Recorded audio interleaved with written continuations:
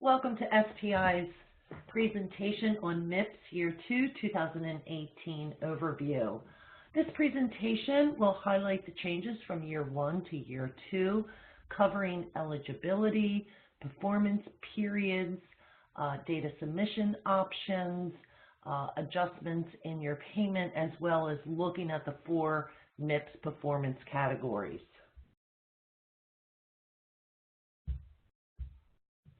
Note that the final rule is in comment period, which ends January 2nd, 2018.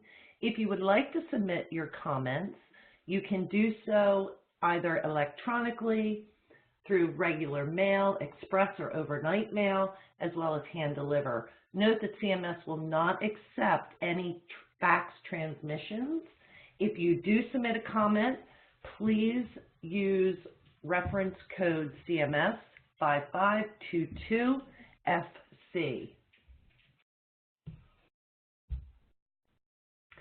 This slide just gives you details on submitting comments. Probably the easiest is sending it through electronically at the website stated on the slide. Note that there will be instructions for you to submit your comment.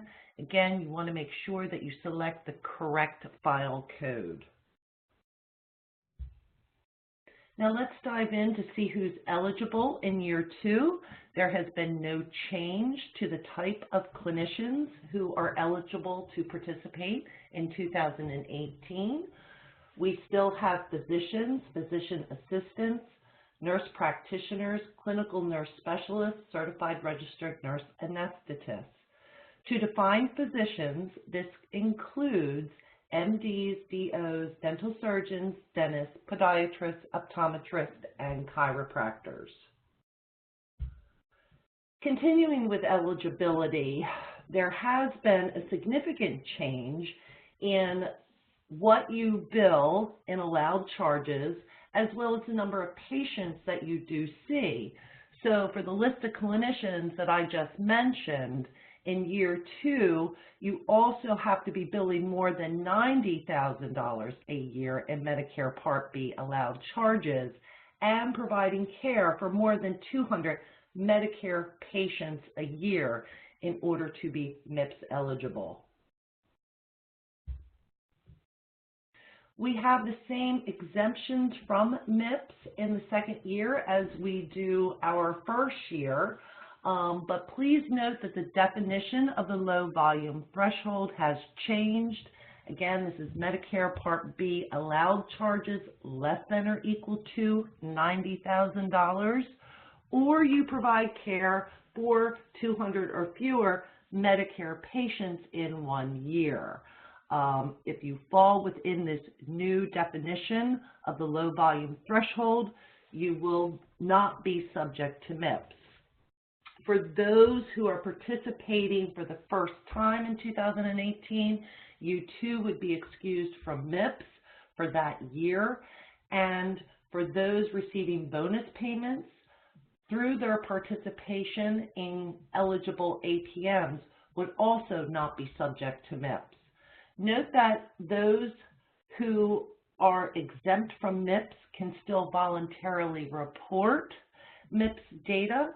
They would receive a feedback report, but they would not be subject to MIPS payment adjustments. Just some housekeeping here with the definition for non-patient facing clinicians, small practice, and the rural and health professional shortage areas. The definitions for these clinicians and types of clinicians practicing in the area has not changed. So for the non-patient facing individual clinician, if you have less or equal to 100 patient-facing encounters, you are considered non-patient facing. And for group, if your group has greater than 75% of the NPI's billing under your group's TIN during the performance period, are also labeled as non-patient facing. Note that virtual groups are also included in this definition, and I will talk more about virtual groups in the next slide. The small practice is still consisting of 15 or fewer eligible clinicians, and for the rural and health professional shortage areas, it is an individual, a group, or a virtual group with multiple practices under its TIN, with more than 75% of the MPI's billing under the individual or group or virtual group in a zip code designated as a rural area or an HPSA. Virtual groups are new in 2018, and that is a group that is made up of a solo clinician and groups of 10 or fewer clinicians who come together virtually. Doesn't matter their specialty or their location in order for them to participate in MIPS. Now, I'm not going to go into great detail, but I do want to highlight some key points about virtual groups. They are recognized as an official collective entity for reporting purposes only. They are not a distinct legal entity for billing purposes. They must go through an election process prior to the beginning of the performance period, and they cannot change once that performance period starts. We are currently in that election phase, and that is up to December 31st for the 2018 performance period. And generally, the policies that apply to groups would also apply to a virtual group. If you would like to learn more about virtual groups, I recommend that you go to CMS QPP website. On their resource page, you will find a 2018 Virtual Group Toolkit.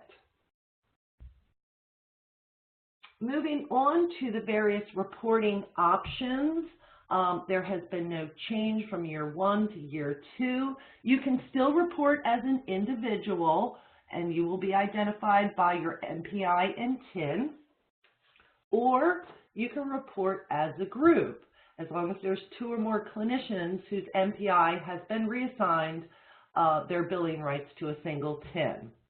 Now, for the group and virtual groups, you will be assessed as a group across all 4 MIPS performance categories. We have no changes in the various data submission mechanisms from year 1 to year 2 for the individual or group reporting. Do note that you must continue to use one submission mechanism per performance category in year 2. This is following the same policy as year 1. In the proposed rule, they had mentioned allowing clinicians to use more than one submission mechanism per category. However, they did defer that to year 3 in the final rules. There has been a change in the performance period. Please note that quality must be reported for the full calendar year in 2018. Also, in our year 2, cost will be factored into your final score. CMS collects this data, as they have been doing in year 1, for a full calendar year through your administrative claims. Improvement activities and advancing care information activities, you can continue to report a minimum of 90 days up to the full calendar year. We still have the 4 performance categories that make up MIPS, but as I mentioned, cost will be factored into your final score. It is worth 10% of that score, and to make this allowance, quality has decreased to 50% of your final score. The final weights for the improvement activity and the ACI category has remained the same. Your final score will be on a scale from 0 to 100. Note that your final score will be compared to the MIPS performance threshold to determine whether or not you will receive a positive, negative, or neutral payment adjustment. And for performance year 2018, your payment year is then 2020.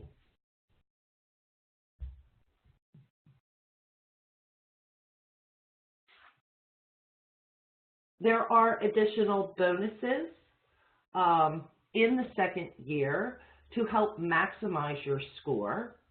The complex patient bonus is for those clinicians that treat the most medically complex and vulnerable patients. This adjustment will be based off of using the percentage of dual eligible beneficiaries as well as the HCC risk score. And this bonus can range between 1 to 5 bonus points. To be eligible to receive this bonus, the clinician would need to participate in at least one performance category. Next is the small practice bonus, which is new in 2018. 5 bonus points will be added to your final score if you are considered a small practice. And again, that is defined as 15 or fewer clinicians.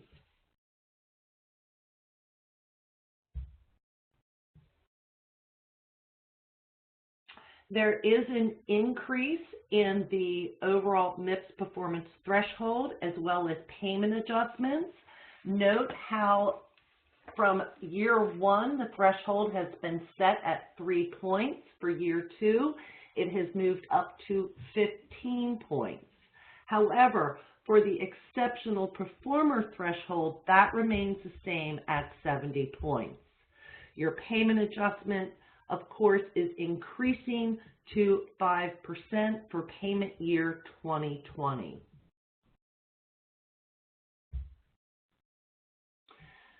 Note for our transition year 1 that if a clinician does not report on MIPS data, they will automatically receive the full -4% applied to payment year 2019.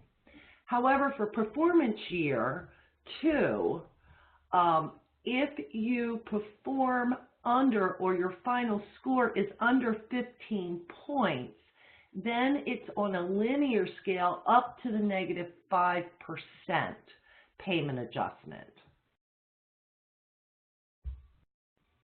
This slide just shows you that there is an increase in payment adjustments in future years and that budget neutrality continues to be a factor in each performance year. Budget neutrality is 3 times the year's percentage rate.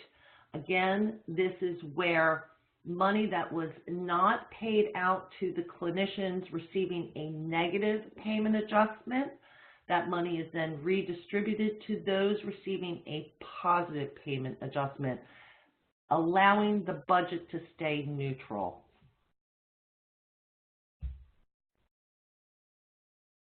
For year 2, compared to our transition year 1, where they're allowing us a pick your pace option, they've done away with that per se for year 2. They're not calling this a test pace option.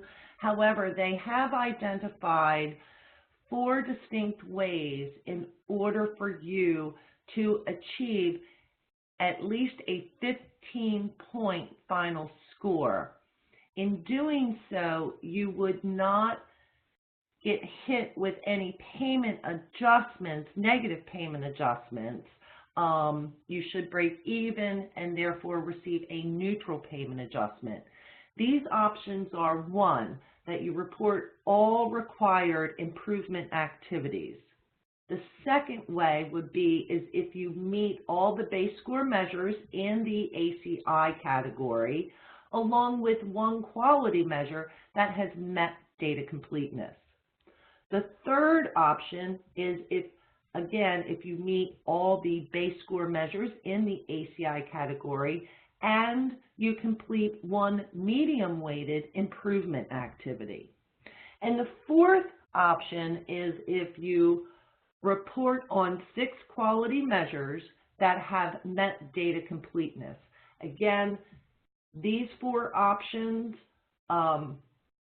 you should receive, or you will receive, at least 15 points, and that will prevent you from receiving a negative payment adjustment. So just to recap on what we just covered as far as the basic changes for 2018, first we have a change in the low volume threshold definition, which is Medicare Part B allowed charges less than or equal to $90,000, or you provide care for 200 or fewer Medicare patients in 1 year. Virtual groups is a new option for 2018. The performance period for the quality category will be for a full calendar year.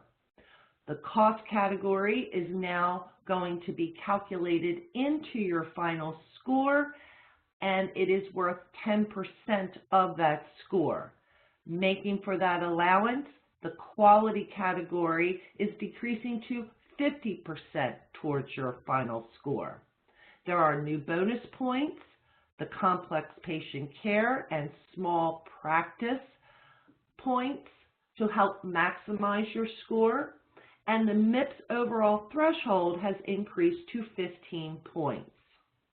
There are those 4 options in which you can obtain a minimum of 15 points to avoid that negative payment adjustment, and the payment adjustment is increasing to 5%.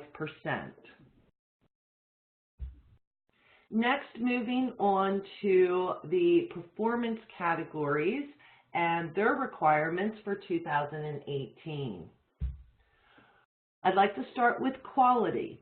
So we see no change here from year 1 to year 2 in respect to you must report on 6 quality measures. 1 must be an outcome measure if it is applicable to your specialty. If an outcome is not available, then you must select 1 high priority measure in its place. As I mentioned, the weight towards your final score has decreased from 60 to 50%, and for data completeness, there has been an increase in year 2 from 50% to now 60%. Data completeness is that for every measure, there is a certain denominator that the quality action would need to be applied for. So they are asking that you perform the quality measure 60% of the time.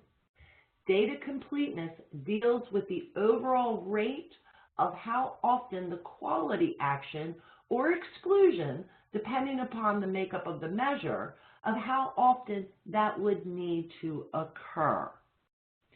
Note there is also a change with data completeness, not only the percentage, but if you're a small practice, you will continue to receive 3 points for a quality measure that does not meet data completeness. Now, this is the same as year 1. However, if you're not a small practice, you will only receive 1 point for a quality measure that does not meet data completeness in 2018.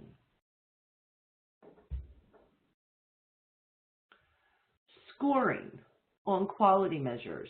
There is a 3-point floor for measures scored against a benchmark, and 3 points for measures that do not have a benchmark or do not meet case minimum. Now, let me just clarify. If you are a small practice and you meet data completeness, but the quality measure that you are reporting on does not have a benchmark, or you do not meet the case minimum, which is 20 cases, the most you can get is 3 points for that quality measure. Now, if you're a large practice and you meet data completeness, but you do not meet case volume or the quality measure does not have a benchmark, the most you can earn is 3 points. It's only when you don't meet data completeness for a large practice, the maximum you can get for that quality measure is 1 point. We still have the same bonus points in the quality category for reporting on additional high priority measures, as well as end-to-end reporting.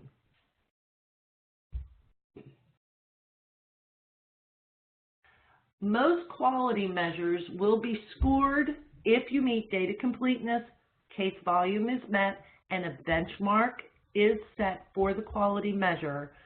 The score range is from 3 points up to 10 points, with the exception of topped-out measures. A topped-out measure is a measure that has been performed at such a high rate that meaningful distinction can no longer be measured. So, CMS has finalized in this year's rule that topped-out measures will generally be identified, have a score, and capped applied to them, and then removed on a 4-year life cycle. Topped-out measures with measure benchmarks that have been topped out for 2 consecutive years will receive a maximum of 7 points. Again, depending on how well you perform it, but it's capped at 7 points. So for topped-out measures, we're looking at a scoring scale of 3 to 7. Again, that is if you meet data completeness, has a benchmark, and you've met case volume. So the take-home message here is just keep in mind that topped-out measures, the most you can receive is 7 points. Also, I'd like to note that topped-out measure policy does not apply to the CMS web interface measures. And I've listed here on this slide the 6 topped-out measures for 2018. There are new and modified specialty measure sets for 2018. Some of those new sets are for nephrology, oncology, hospital infectious disease, neurosurgical, podiatry, and dentistry. Note how rheumatology has been separated from allergy, and so it is now its own unique set. The same policy still applies for year 2, that if you are working in a measure set that contains less than 6 measures and you report on all measures, you will not be penalized. Please take note to the new measures as well as the existing measures for 2018, because there has been some modification to them as far as adding new measures to the set, as well as removing some quality measures from the sets themselves. Here's a list of the new quality measures that will be included in MIPS in 2018. I have noted on this slide not only their quality ID number, but I've indicated if it's an outcome measure versus a process measure, and through what data submission mechanism you can report that measure through. There have been 3 measures finalized for removal from MIPS for year 2. They are quality ID number 032, stroke and stroke rehabilitation, discharged on antithrombolytic therapy. Quality ID number 294, Parkinson's disease, medical and surgical treatment options reviewed. And the third one is quality ID 312, the use of imaging studies for low back pain.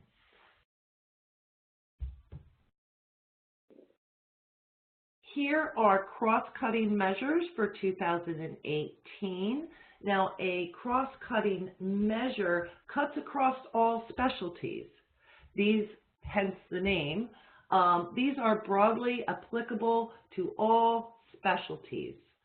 Clinicians are not required to report on cross-cutting measures in MIPS as they were in some of the legacy programs, but I wanted to provide this list as a reference to clinicians who are looking for additional measures to report outside of their specialty. We know that some specialists have had a rather challenging time trying to find 6 quality measures that directly speak to their specialty. If you find yourself in that position, please reference over to the cross-cutting measures as they are broadly applicable.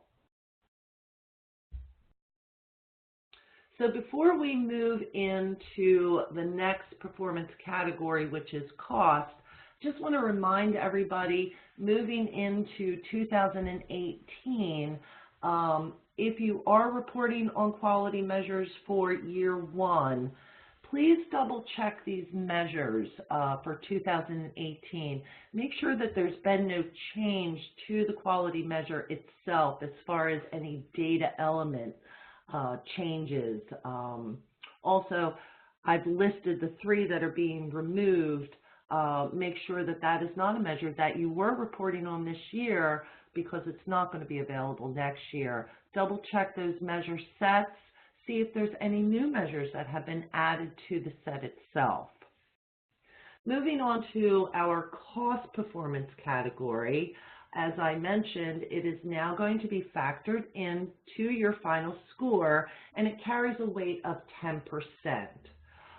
Medicare spending per beneficiary and the total cost per capita are the 2 cost measures that they will be collecting data on throughout the full calendar year. Those measures, along with 10 episode-based measures, they have collected data on in 2017. However, the 10 episode-based measures are being dropped in 2018. So for year 2, it is only the 2 cost measures that they will be calculating towards your final score.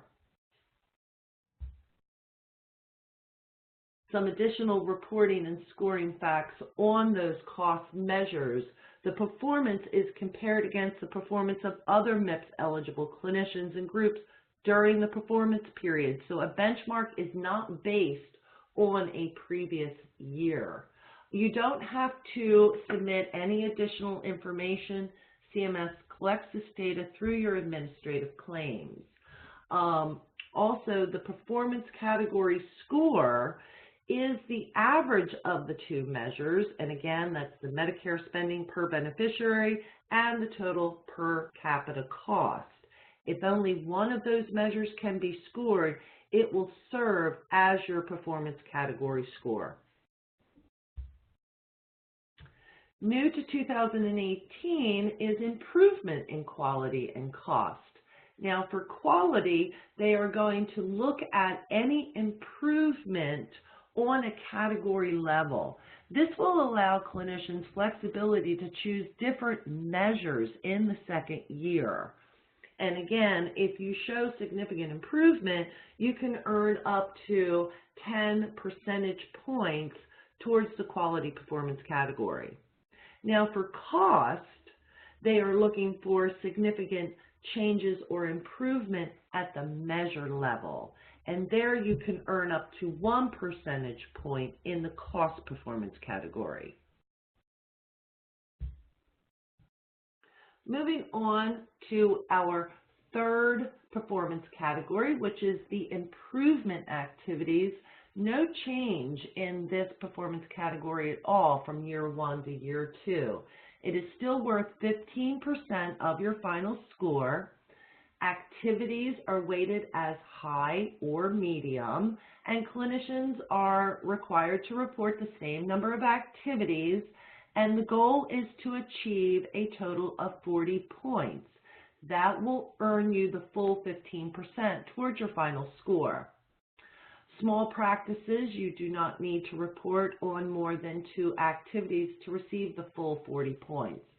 If you're a patient-centered medical home, you will automatically receive full credit for this category, and others participating in other APMs will receive half credit, but you can report on additional activities to earn the full 40 points.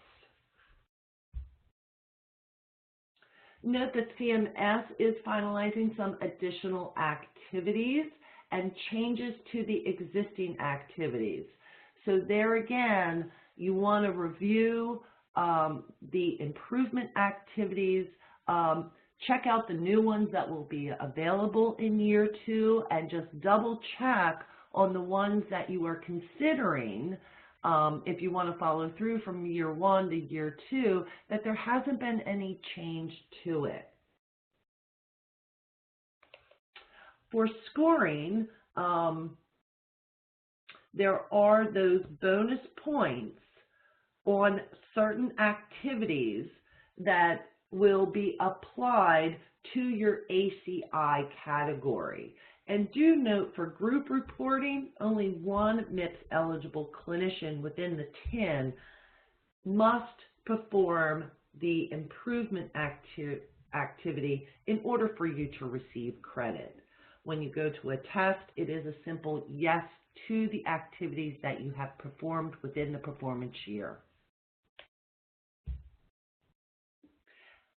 Our last performance category, which is the advancing care information. Not a lot of change within this.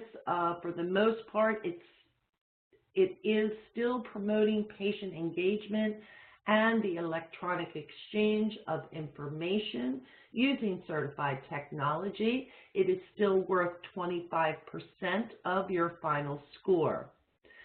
The ACI category is still made up of those base scored measures, performance scored measures, and there are bonus points available.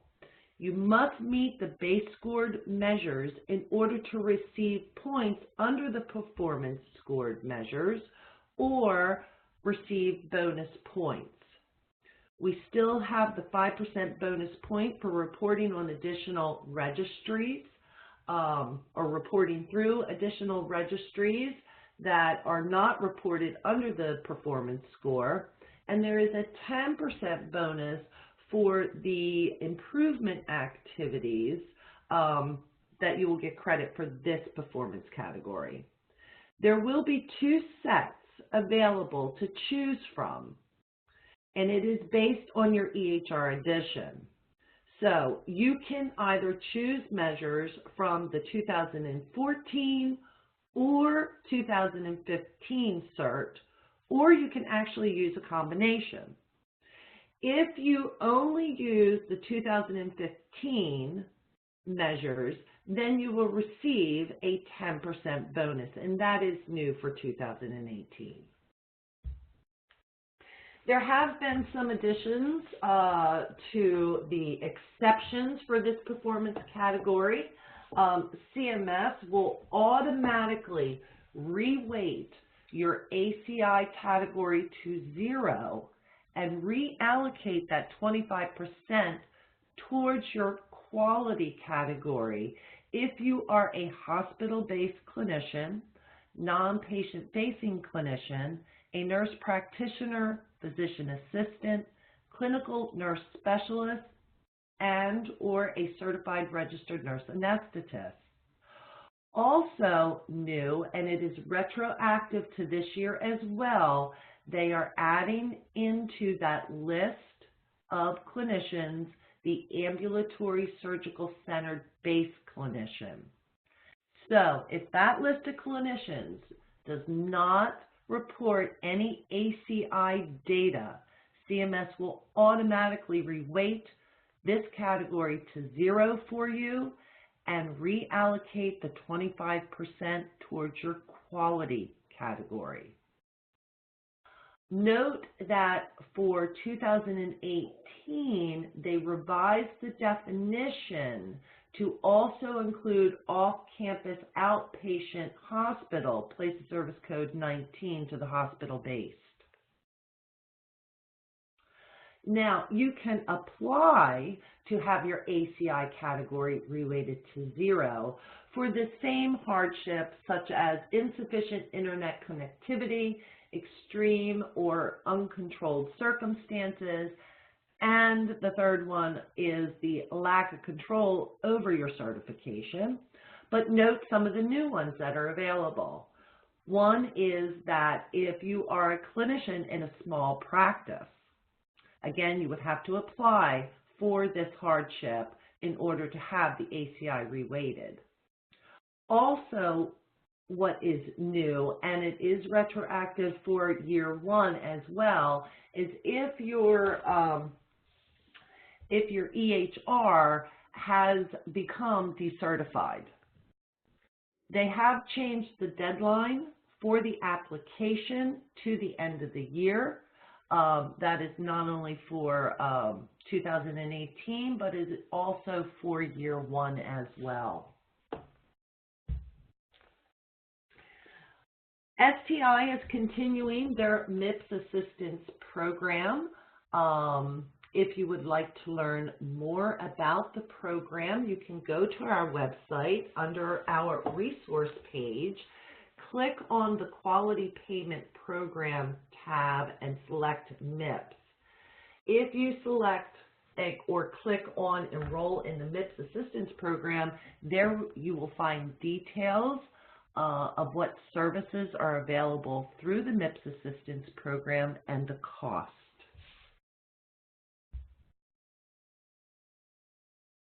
If you have any further questions, you can always reach out to the Quality Payment Program Service Center at the phone number listed on this slide, or you can also send them questions at the email address posted. That concludes our presentation. Thank you.